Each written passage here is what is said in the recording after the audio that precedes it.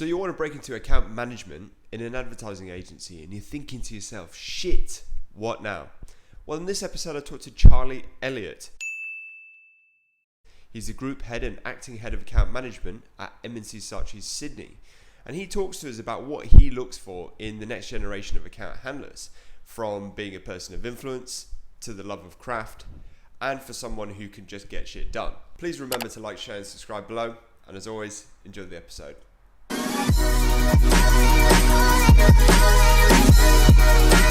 Morning, Charlie. Thank you for jumping on to Shit What Now today. How are you? I'm really good, Chris. Thank you for having me on. No problem at all. So for those who have just started watching the episode and are new to Shit What Now, can you please tell us a bit about who you are and what you do? That's funny. It's like such a straightforward question, but like ringing in my mind is we had this talk at work just now about from this amazing Indigenous man called Peter Kirk, who said about not falling into the trap of when you're asked who you are and what you do, don't talk about what you do, like as in, this is my role at work and this is my title. Talk about who you actually are. So I feel I have to be true to that, at least for now. Awesome. So excuse me. I'm Charlie Elliott. First and foremost, I'm husband to Amber. I'm dad to Charlotte. And I'm a kind of half Brit, half Italian living in Sydney. But by day, I am group head at M&C Saatchi Sydney. And I am acting head of account management there as well. Fantastic.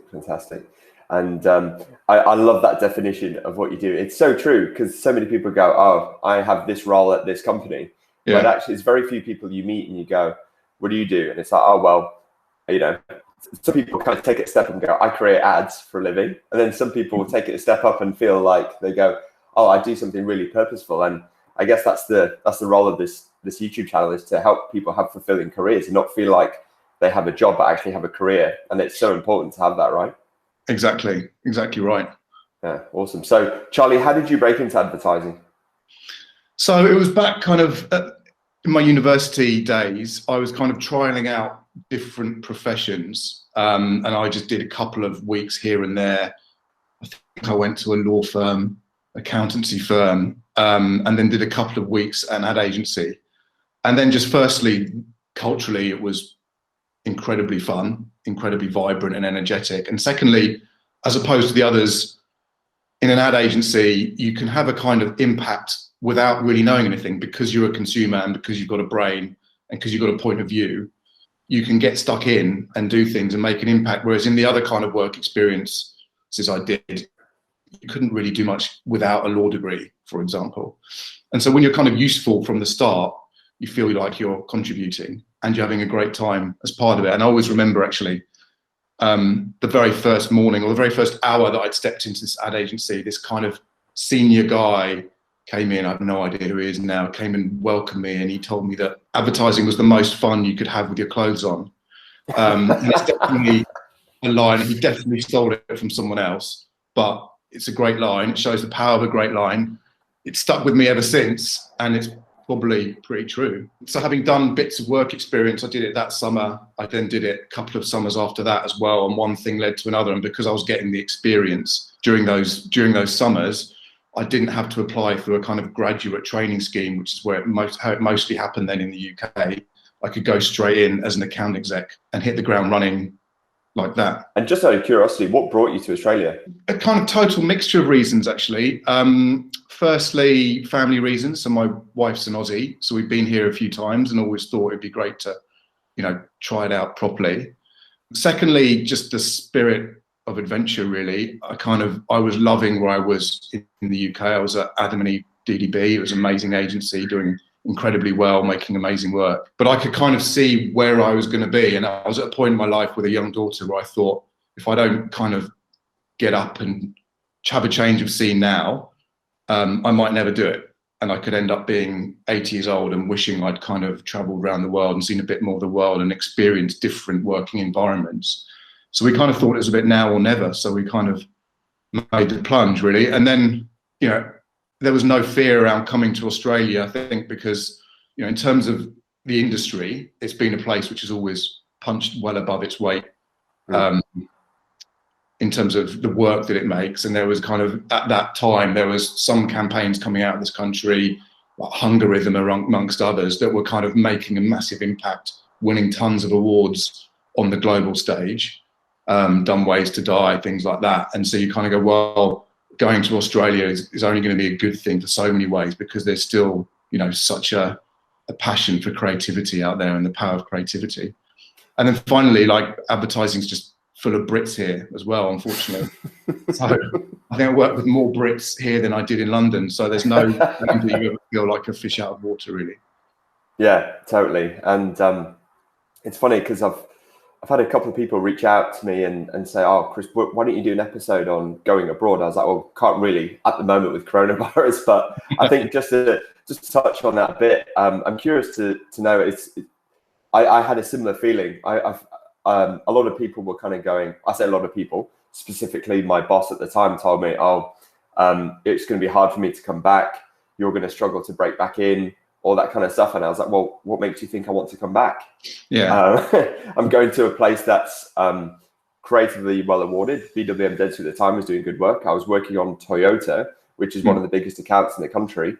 And I live in Bondi Beach. So to me, there's a lot of boxes being ticked there. So yeah, I think there's a perception that just because a country has fewer people in it, a smaller population, that everything else is smaller. The ideas are smaller, the budgets are smaller, the client ambition is smaller, but that's just absolutely not the case. Like, a big client here is the same as a big client in another country. And I think because Australia doesn't fit as neatly into another region, it's kind of part of APAC, but not part of APAC. It has to kind of be treated separately. There's not lots of kind of taking another country's work and adapting it. There's obviously a bit of that, but a lot of time you're making specific work, for culturally specific work for this environment, which is what you want to be doing, really. Exactly right. Exactly right. So at the moment, you're acting head of account management at M&C Saatchi Sydney. I'm curious to know, Charlie, what's the brand of account management you're looking to build at M&C, and what do you look for when hiring new suits? I think, kind of, if I was to sum it up, it's around the area of influence, like an influential account management department. And that could be in a way that, it's lots of different ways, but for example, being influential or not being afraid to be influential around the creative work, the creative product, or strategy, like always having a point of view in those areas, always being willing and able and informed enough and confident enough to speak up in those areas and not leave it to kind of the creatives and strategists. I think being influential with the clients, in the sense of setting the ambition with them, and helping them reach where they need to go with their business. I think influencing account management can play a great role in influencing the culture of the agency as well, and putting your hand up out of your kind of day-to-day job to do things around the agency which are going to build that culture and make it a great place to work. And so therefore I look for people who are in that way eager to influence the work themselves, that they're passionate enough that whilst we respect the individual expertise of everyone in the agency, which is full of really bright, very passionate people, but not being afraid to have your own opinion, to have your opinion, and to always be thinking about how you can make things work, how you can push things through, other ways of doing things. And so I guess proactivity comes into that a lot as well. Not just settling for what you've been asked to do and then helping make that thing happen, but what else could you do on top of it? What could you do that you haven't been asked to do that is still the right thing? That's it. I once had a head of strategy tell me that the best suits are always the suits that can take the first step in the process, irrespective of any vertical. So whether that be production, strategy, or creative, you have an informed opinion of whether something will work or not. Otherwise, what are you doing? Exactly. Definitely. And with that in mind, because we play a helicopter role in many different departments, we have other departments kind of have harder metrics for success. So creatives have creative awards, planners have strategy awards, production, so on and so forth. How should a account person define success in that respect? What would be your take on that? Still their metrics. use the same metrics, because if that's what the agency's doing, which it should be looking to do, you know, amazing creative output, really effective work, why shouldn't those be our metrics at the same time? I mean, you can kind of take other things like around client satisfaction surveys, which are really important, and take pride in owning those. And, you know, if they come back when you're doing really well, take pride in that, the relationships you're building, because that's setting the really important context. That's you helping influence the clients to make this kind of work. But, you know, that's exactly what I'm kind of saying, is that don't be afraid to use creative measures and strategic measures as our own measures of success, because that's what we're trying to do as the agency. Like we tell our clients, it's kind of, what is your agency trying to do overall? And this then think, what's account management's role within that? And if it will be around creative impact, it will be about strategic effectiveness. So by all means, you know, let's measure ourselves against that as well. I've been in some agencies before where it's like, no, we're planners, we do this, and it's very siloed. And I think the best agencies are where everyone is accountable. At the end of the day, we're a creative company, so therefore it's everyone's responsibility. The point I'm trying to make, I guess, is the best agencies hold each other's hand and go, yeah, this is a collective goal we want to achieve as an agency. How do we get there? Totally right. And I think that's why, I mean, I love my job. I love what I do. And in some ways, it's quite an easy job, because there's a department full, as I'm saying, of really talented and passionate people who all want the same thing. So the issue isn't there. But what I can do to help is kind of work with the other heads of department to create a culture where everyone is working together, where there aren't kind of silos, where it isn't everyone doing their individual things, and help join it all up and help everyone feel like they're contributing. And I think that is the same, you know, absolutely, as you say, you can, you know, it's not just account management that the people owning the relationship with the clients. I'm, you know, definitely one for, you know, clients feeling they can pick up a phone to a creative director, pick up a phone to the strategist at any time. It doesn't all have to go through us. I think that's, you know, that's a little bit old school. Yeah, totally agree. Totally agree. You're now at the other end of the spectrum, looking back on your career. I'd love to know, what advice would you give to yourself before you started? I think it just kind of in line with what I've been saying. I mean, what I'm saying today has obviously been a result of my experience over the years. And I'd say, don't be afraid to speak up, have the courage of your convictions. Your point of view is as valid as anyone else's, and just say it. And I think we're lucky enough to work in an industry where, you know, it does get talked about a lot, but, you know, where anyone can have a good idea, but it's truer in this industry than other industries.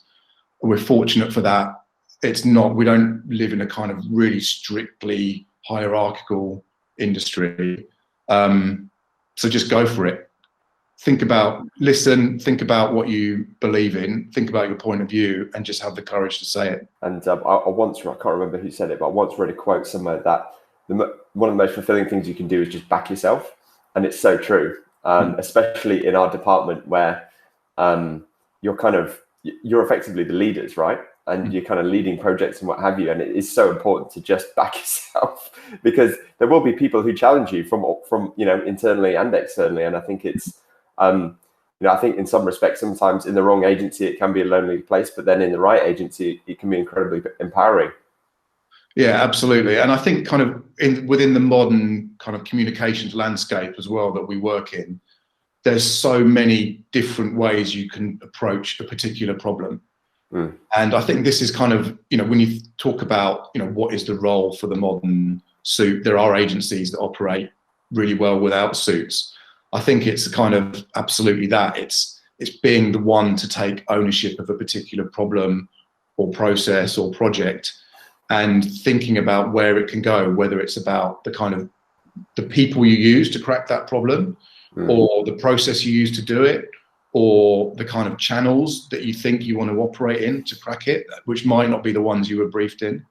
And I don't think necessarily those are, sometimes everyone can kind of wait for someone else to take that ownership. But I think that's the kind of role for the modern suit, is to jump in there and be the ones, as I was saying before, to kind of influence that process, influence the thinking, influence the output. Was there anything else you wanted to add before we look to wrap up? One of the biggest challenges I think is kind of, that's on my mind, is how we get the next generation of advertising people generally, but in my world, account management people into the industry.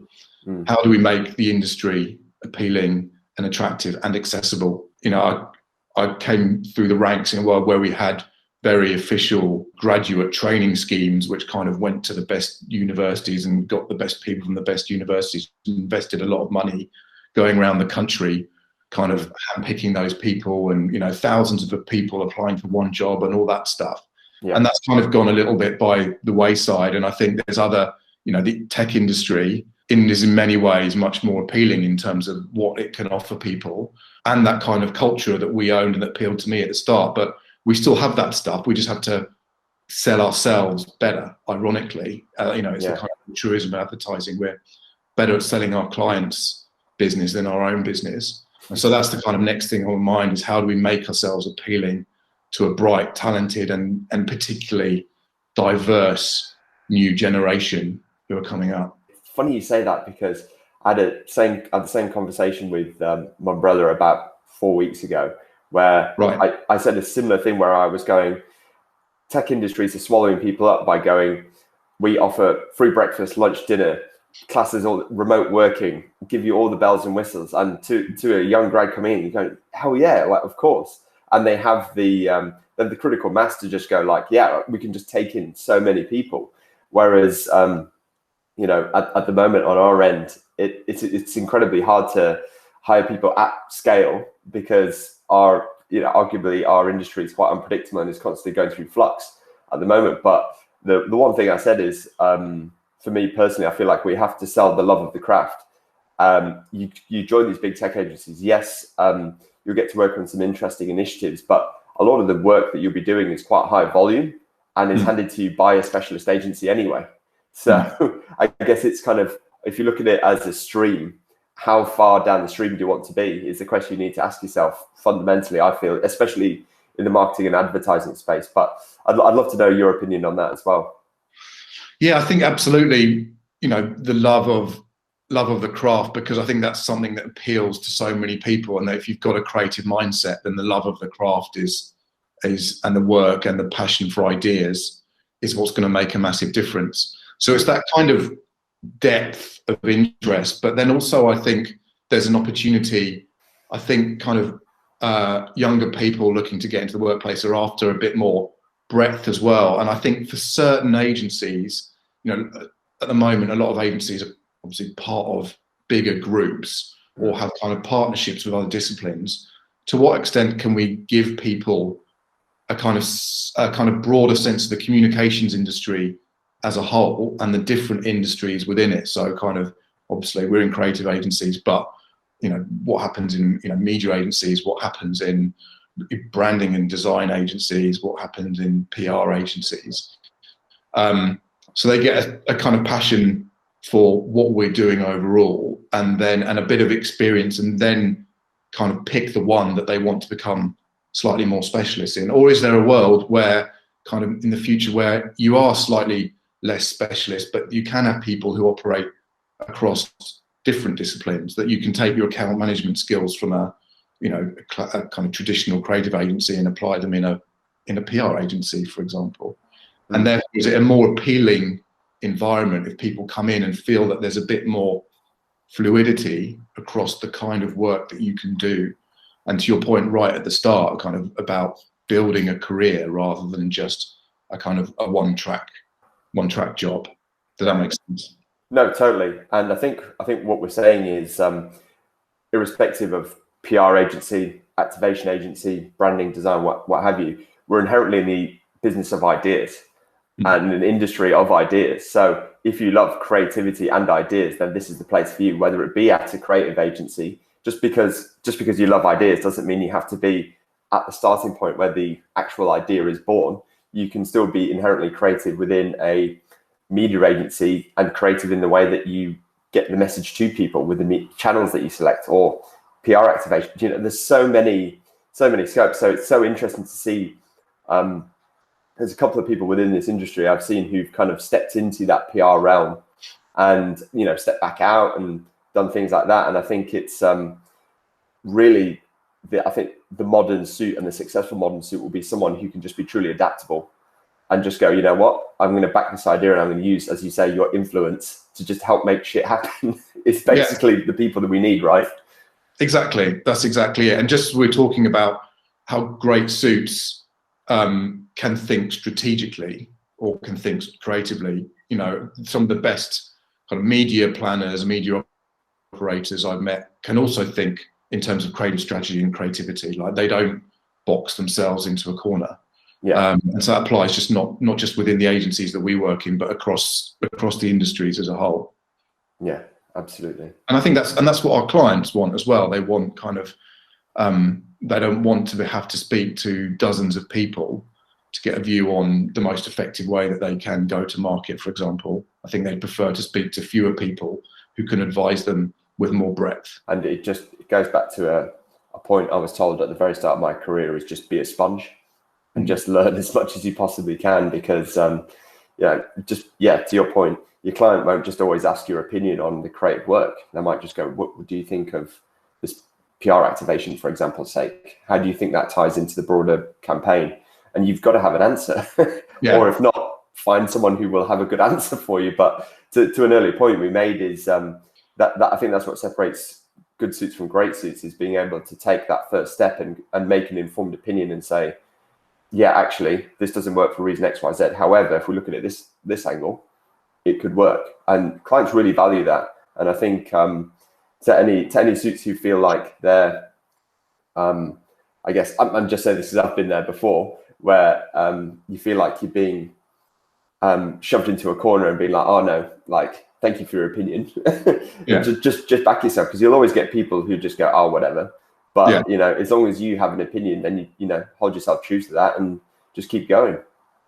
Absolutely. No, I totally agree. And I think therefore the kind of onus on us, on me in the roles that we're doing is, you know, the people who are doing day-to-day account management, how are we giving them the ability to grow and get experience that's broader as well, so that they can step up and be in a room with a client and give them a confident opinion which is beyond just their kind of supposed remit.